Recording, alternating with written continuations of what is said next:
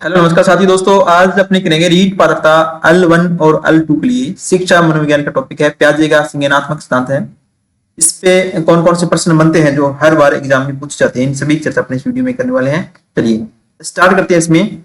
इसमें देखिएगा, इसमें आपको क्या क्या बातें याद रखनी है ताकि एग्जाम के टाइम प्रश्न आए तो आप इसको सही कर सको। देखो, इसमें प्याजे की संज्ञानात्मक, पहले तो यहां से प्रश्न बनता है कि संज्ञानात्मक सिद्धांत है किसके द्वारा दिया गया है। तो सर्वप्रथम तो आपको ये याद रखना है कि ये दिया गया है प्याजे द्वारा, संज्ञानात्मक विकास सिद्धांत है। इसकी अवस्थाएं हैं, चार अवस्थाएं के बारे में बताया गया है। स्वेंदिगामक अवस्था है, पूर्व संज्ञात्मक है, मूर्त संज्ञात्मक अवस्था है, औपचारिक संज्ञात्मक अवस्था है। इसमें तो आपको एक तो टाइम याद रखना है, कितने टाइम तक होती है, और साथ में इनके इंग्लिश वर्ड याद रखने हैं। इनकी टोटल चार अवस्थाएं हैं। प्रश्न यहां से बनता है कि प्याजे द्वारा संज्ञानात्मक विकास की जो अवस्था दी गई है कितनी अवस्थाएं हैं, तो चार अवस्थाएं हैं। या आपसे पूछ लेगा स्वेंदिगामक अवस्था की कितने टाइम पीरियड होता है, जन्म से लेकर 2 वर्ष तक होती है। पूर्व संज्ञानात्मक अवस्था यानी कि प्री ऑपरेशनल अवस्था, उसका टाइम होता है 2 से 7 वर्ष होता है। और मूर्त संज्ञानात्मक अवस्था यानी कि कंप्लीट ऑपरेशनल स्टेज है, इसकी आयु होती है 7 से 11 वर्ष। और औपचारिक संज्ञानात्मक अवस्था है, इसकी आयु है 11 से लेकर 18 वर्ष तक होती है। आयु याद होनी चाहिए, इनके टोटल नाम याद होने चाहिए, और इंग्लिश वर्ड भी आप इनके कर लेना याद। इसमें भी कई बार हिंदी में अलग नाम दे देता है। इसके अलावा इसमें देखिए अवस्थाएं हैं, जैसे स्वेंदिगामक अवस्था है, जन्म से 2 वर्ष तक है। इसकी अवस्था का विवरण देखो किस प्रकार है। ये स्वेंदी इंद्रियों में क्रियाओं द्वारा बाह्य जगत को अनुभव करना। जैसे छोटे बच्चे होते हैं 0 से जन्म से लेकर 2 वर्ष के, वो देखकर, सुनकर, छूकर, सूंघकर किसी वस्तु का या स्थान का अंदाजा लगाते हैं। हाथ पैर हिलाना, इस प्रकार की जो क्रियाएं करते हैं बालक है, वो जन्म से लेकर 2 वर्ष तक करते हैं। कि प्याजे ने क्या कहा है कि बच्चा जो सीखता है बाहरी अनुभव से सीखता है। जैसे अजनबी चिंता करना है, ये किसके अंदर आएगा, स्वेंदिगामक अवस्था है। वस्तु स्थायित्व का काल, यहां से प्रश्न बनता है कि वस्तु स्थायित्व का काल किस अवस्था को कहते हैं प्याजे के अनुसार। तो स्वेंदिगामक अवस्था जन्म से लेकर 2 वर्ष की जो आयु होती है, वस्तु स्थायित्व का काल कहते हैं। वस्तु स्थायित्व का काल यानी कि जब उसको, छोटे बच्चे होते हैं, अगर वस्तु सामने है तो ठीक है, अगर वस्तु को छिपा दी जाए तो भी वो पता लगा लेता है कि वस्तु कहां पर है। यानी कि वस्तु स्थायित्व का काल इस प्रकार है। अब देखिएगा इस अवस्था की महत्वपूर्ण विशेषताएं क्या है। घर पर बोले जाने वाले एकाक्षर शब्दों को बोलना है, छोटा बालक बोलता है।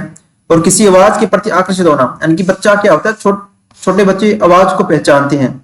वस्तु स्थायित्व का काल है, संज्ञान होना है। इस अवस्था में बच्चे का रंगों की पहचान करने में असमर्थ होता है। रंगों की पहचान 0 से लेकर 2 वर्ष का बालक नहीं कर सकता।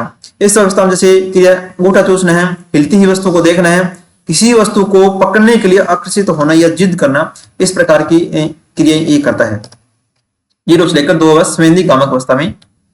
और पूर्व संज्ञानात्मक अवस्था जो 2 से 7 वर्ष का आयु होती है, इसमें तार्किक चिंतन की बजाय अंतर्दृष्टि का प्रयोग करते हुए शब्दों व चित्रों को करता है, यानी कि इमेजिनेशन करता है। 2 से 7 वर्ष तक आयु होता है, बालक इमेजिनेशन करता है। जैसे आपने देखा होता, छोटे बच्चे खेल रहे होते हैं, हवेली बनाते हैं, कभी कुछ बना लिया, कभी कुछ बना लिया, यानी कि इमेजिनेशन करते हैं। इसके अंतर्दृष्टि के माध्यम से वो सीखने की कोशिश करते हैं। जैसे कल्पना करना है, भाषा कौशल है, आत्म केंद्रिता। यहाँ इसी प्रश्न बनता है कि इसे इमेजिनेशन करना किस आयु में आएगा, तो 2 से 7 वर्ष की है। ईगो सेंट्रिज्म किसके अंदर आता है, आत्म केंद्रिता, यानी कि 2 से 7 वर्ष पूर्व संज्ञानात्मक अवस्था के अंदर आता है। जीवात्म अवस्था किस अवस्था को कहते हैं, दिखावा खेल है, संक्रमण तरकना है। और केंद्र की, यहां से मैंने मोस्ट लगा रखा है, केंद्र की अवस्था किस अवस्था को कहते हैं, तो पूर्व संज्ञानात्मक अवस्था को कहा जाता है। उल्टी क्रिया में असमर्थ होता है, यानी कि उल्टे नहीं गिन सकता। उल्टी क्रिया में बच्चा इस आयु तक असमर्थ होता है। तो आपको यहां से याद रखना, केंद्र की अवस्था है, आत्म केंद्रिता की अवस्था है, कल्पना की अवस्था है, तो 2 से 7 वर्ष यानी कि पूर्व संज्ञानात्मक अवस्था को कहते हैं। अब देखिएगा इस अवस्था की विशेषता क्या है। किसी वस्तु को लेकर नया खेल खेलना है, सुनी हुई भाषाओं से शब्दों का प्रयोग करना है, नई वस्तुओं को देखकर सोचना एवं कल्पना करना है, प्रारंभिक स्तर में पूछे गए प्रश्नों की पुनरावृत्ति करना। और इस अवस्था में मापन की अवधारणा का विकास होता है। मापन की अवधारणा का विकास का मतलब क्या है, उस बालक को पता होता है कि जैसे एक पूरा जग भरा हुआ है, एक गिलास में पानी है या दूध भरा हुआ है, तो वो अंदाजा लगा लेता है कि किसमें ज्यादा है किसमें कम है। तो ये मापन की अवधारणा का विकास 2 से 7 वर्ष की आयु में हो जाता है। हस्तकला का विकास, जैसे खिलौने बनाना, खिलौने से खेला, इस प्रकार का जो विकास होता है 2 से 7 वर्ष की आयु में हो जाता है। अब देखिए बालक का अपने आसपास की वस्तुओं, प्राणियों, शब्दों में समझ स्थापित करना है, में समर्थ होना।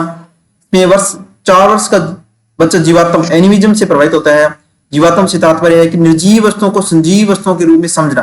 जैसे कोई भी छोटे बच्चे जो खेल रहे होते हैं तो निर्जीव वस्तु होती है उसको संजीव की तरह व्यवहार करते हैं, ये होता है जीववाद, होता है एनिमिज्म होता है, जो कि 2 से 7 वर्ष की आयु वाले बालक करते हैं। इस अवस्था में बच्चे चिंतन करना भी प्रारंभ शुरू कर देते हैं। 6 वर्ष तक आते आते बच्चे मूर्त प्रत्ययों के साथ अमूर्त प्रत्ययों का भी निर्माण करने में सक्षम हो जाते हैं, यानी कि यहाँ से अवस्था प्रारंभ हो जाती है मूर्त की ओर। इस अवस्था में केंद्रण यानी कि प्रारंभ हो जाता है। केंद्रण एक स्थिति के एक पहलू पर विचार करने की क्षमता का दर्शाता है, जो कि 2 से 7 वर्ष की आयु में हो जाता है, प्रारंभ हो जाता है। अब देखिए मूर्त संज्ञानात्मक अवस्था जो आयु होती है, आयु याद रखनी है 7 से 11 वर्ष है, यानी कि मूर्त घटनाओं के बारे में तार्किक चिंतन करना। जो मूर्त वस्तु, जो वास्तविक वस्तु है, उनको देखकर बालक सीखने का प्रारंभ करता है। मूर्त संज्ञानात्मक अवस्था जो कि 7 से 11 वर्ष की आयु होती है, कॉन्क्रीट इंप्रेशन स्टेज जिसको बोलते हैं। यानी कि इस अवस्था में क्या क्या सीखते हैं? क्रमबद्धता है, संरक्षण की अवस्था। संरक्षण की अवस्था डायरेक्ट यहाँ से प्रश्न होता है कि संरक्षण की अवस्था किस अवस्था को कहते हैं, तो पूर्त संज्ञानात्मक अवस्था 7 से 11 वर्ष की आयु। वर्गीकरण करना है, विकेंद्रण, केंद्रण पूछे तो 2 से 7 है, और विकेंद्रण की अवस्था पूछे 7 से 11 वर्ष है, मूर्त संज्ञानात्मक अवस्था है। गणितीय रूपांतरण है, पलटने की अवस्था है। पलटावी अवस्था किस अवस्था को कहते हैं, तो मूर्त संज्ञानात्मक अवस्था, यानी कि 7 से 11 वर्ष की आयु को पलटावी अवस्था कहते हैं, याद रखना। केवल इनको जो मेन चीज दे रखे वो अगर याद है तो आप इन क्वेश्चनों को आसानी से कर दोगे। जैसे औपचारात्मक संज्ञानात्मक अवस्था है, 11 से 18 वर्ष की आयु होती है। महत्वपूर्ण घटनाओं का अमूर्त तार्किक चिंतन जो बालक में होता है, तो औपचारिक संज्ञानात्मक अवस्था इसके अंदर होता है, क्योंकि इसमें बालक क्या होता है 11 से 18 वर्ष की आयु तक हो जाता है, आयु में हो जाता है, तो सोचने और समझने लगता है। इसमें क्या अमूर्त तार्किक चिंतन करना है, और निगमनात्मक चिंतन है, सादृश्य चिंतन है, परिकल्पना चिंतन है, चिंतनशील क्षमता है। चिंतन शब्द जहां भी है तो 11 से 18 वर्ष की आयु के लिए करना है, औपचारिक संज्ञानात्मक अवस्था के लिए करना है। अब देखिए प्रश्न, देखिए इस प्रकार के प्रश्न आपके आयु में एग्जाम में कि संज्ञानात्मक विकास की कौन सी अवस्था अमूर्त चिंतन एवं तर्कना के उद्भव के रूप में विशिष्ट करते हैं? प्राक संज्ञानात्मक है, मूर्त संज्ञानात्मक है, औपचारिक संज्ञानात्मक है, स्वेदिगामक। तो अमूर्त चिंतन की बात करें तो औपचारिक संज्ञानात्मक अवस्था होगी, जो कि 11 से लेकर 18 वर्ष तक आयु में होता है, 11 से 18 वर्ष की आयु में होता है। अब देखिए अधिगमकर्ता के विकास के संदर्भ में निम्नलिखित में से कौन सा युग्म सही नहीं है? देखना, जैसे सिगमंड फ्राइड के द्वारा मनोविश्लेषण सिद्धांत दिया गया है, जीनी पियाजे द्वारा संज्ञानात्मक विकास है, और लॉरेंस कोलबर्ग है नैतिक विकास सिद्धांत है, और लॉरेंस कोलबर्ग मनोसामाजिक विकास सिद्धांत है। यहां से थोड़ा सा ये हो गया, मनोसामाजिक विकास किसके द्वारा दिया गया है? ये एरिक्सन के द्वारा दिया गया, मनोसामाजिक विकास एरिक्सन के द्वारा दिया गया, ये इसमें सही नहीं है, और बाकी इसमें सही है, याद रखना। नैतिक विकास सिद्धांत है लॉरेंस कोलबर्ग का है, जीनी पियाजे के सिद्धांत संज्ञानात्मक विकास है, और मनोविश्लेषण सिद्धांत है सिगमंड फ्रॉइड के द्वारा दिया गया है। पियाजे के संज्ञानात्मक विकास सिद्धांत के किस चरण में बच्चों में संरक्षण का सिद्धांत विकसित होता है? जो शब्द मैंने बताए हैं वो शब्द अगर याद है, संरक्षण है और वर्गीकरण है, तो आप आसानी से कर सकते हो। जैसे संरक्षण किसमें करते हैं, तो मूर्त संज्ञानात्मक अवस्था बालक जो 7 से 11 वर्ष का होता है, 7 से 11 वर्ष की आयु तक होता है, तो उससे मूर्त संज्ञानात्मक अवस्था यानी कि संरक्षण का सिद्धांत विकसित हो जाता है।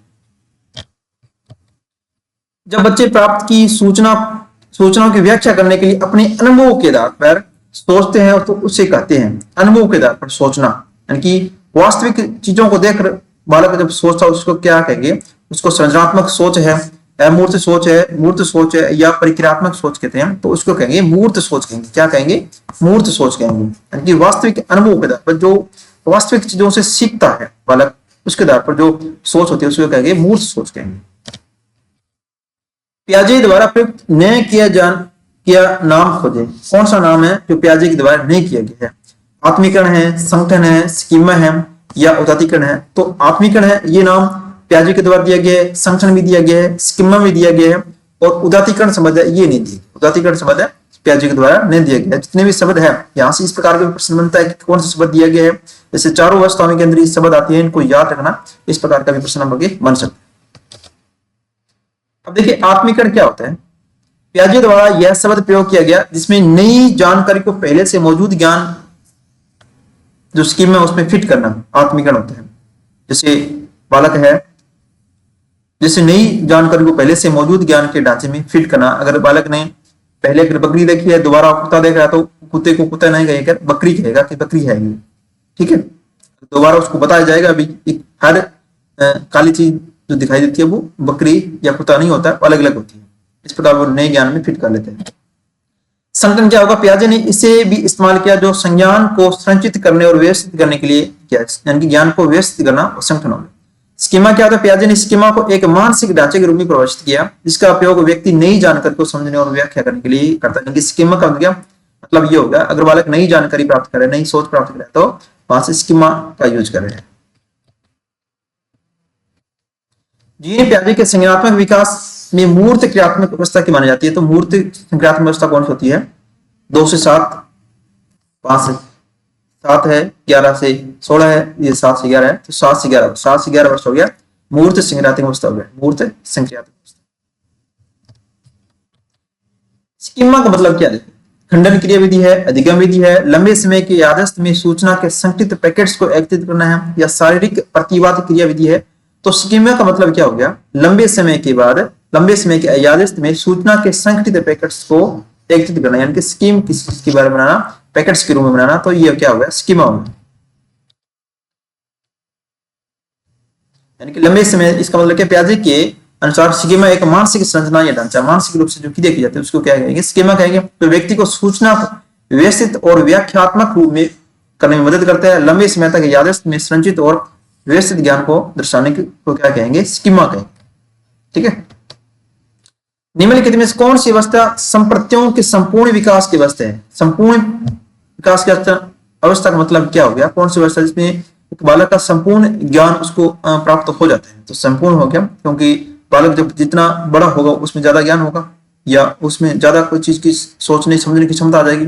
तो क्या हो जाएगी, अमूर्त जो होता है 11 से 18 वर्ष का बालक होता है, इसमें आते आते संपूर्ण विकास की अवस्था को प्राप्त कर लेते हैं। तो अमूर्त संक्रांति अवस्था हो जाएगी, अमूर्त संक्रांति अवस्था। तर्क, जिज्ञासा तथा निरीक्षण शक्ति का विकास होता है। तर्क करना है, जिज्ञासा करना, किसी चीज का निरीक्षण करना, कि मूर्त रूप से कोई चीज को देखना है और अपना निरीक्षण कर रहे हैं, ठीक है, इस प्रकार की अवस्था होती है। तो 7 से 11 वर्ष की होती है। इनकी आयु की बात कर रहे हैं, 7 वर्ष है, 11 वर्ष है, 9 वर्ष है, 6 वर्ष है, तो किस वर्ष तक आदि प्राप्त हो जाती है तर्क करना, यानी कि वो एक अमूर्ति में चला जाता है, अमूर्त स्थिति में जाता है, तो 11 वर्ष हो जाएगी मैक्सिमम जो है 11 वर्ष। तो 11 वर्ष तर्क जिज्ञासा करना।